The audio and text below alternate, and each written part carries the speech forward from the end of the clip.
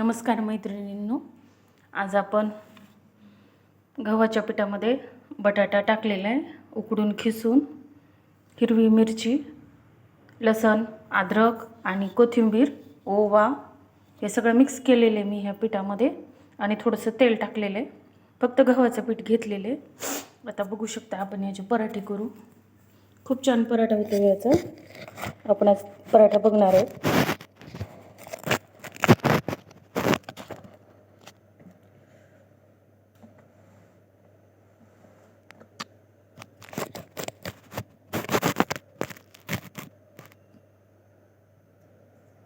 त्यामध्ये आपण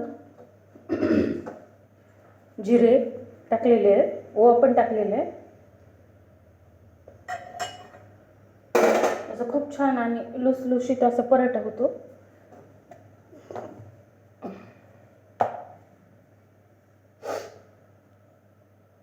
आणि ते पीठ तिंबताना मी कसंही पाण्याचा वापर केलेला नाही आहे. नुसते बटाटे छोट्या खिसणीने खिसून त्याच्यामध्ये पीठ हे केलेले.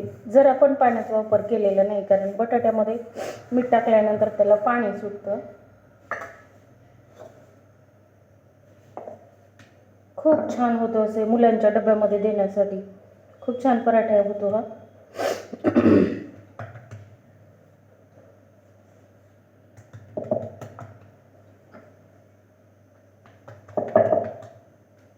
तुपही लावू शकता, तेलही लावू शकता.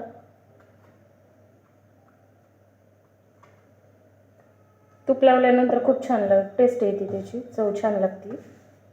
तर मी त्या तेलच लावलेले. आणि असं हलक्या हाताने, खूप मोठं नाही करायचं, छोटा आणि थोडा जाडसर ठेवायचं आहे.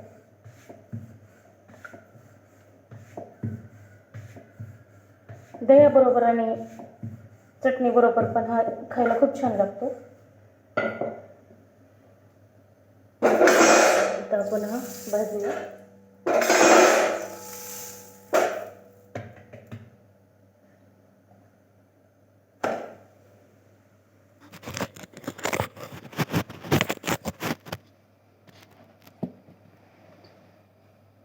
हे पहा,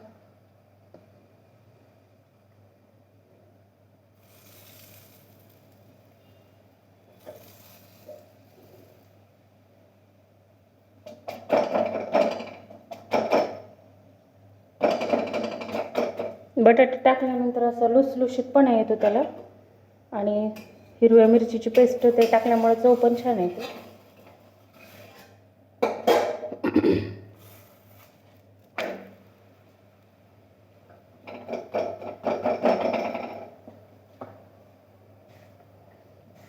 तुम्ही त्याच्यात मेथी, बीट, ककडी असं पण टाकू शकता, तुमच्या मुलांना जे आवडते.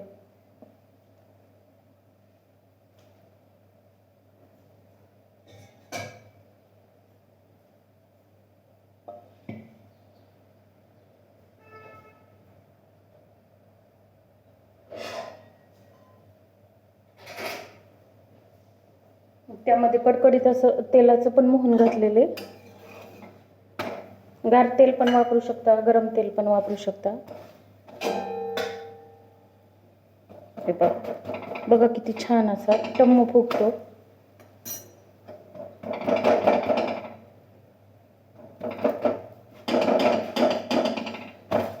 खूप छान कलर आलेला,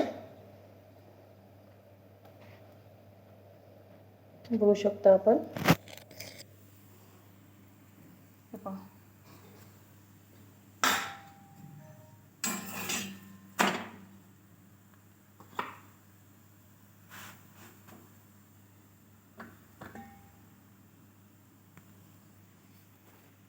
खूप मस्त दिसायला आहे.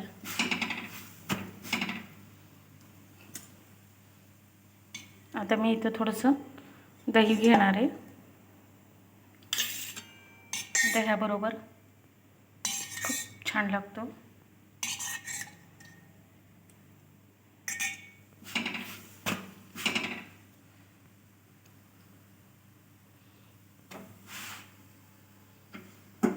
बघा आता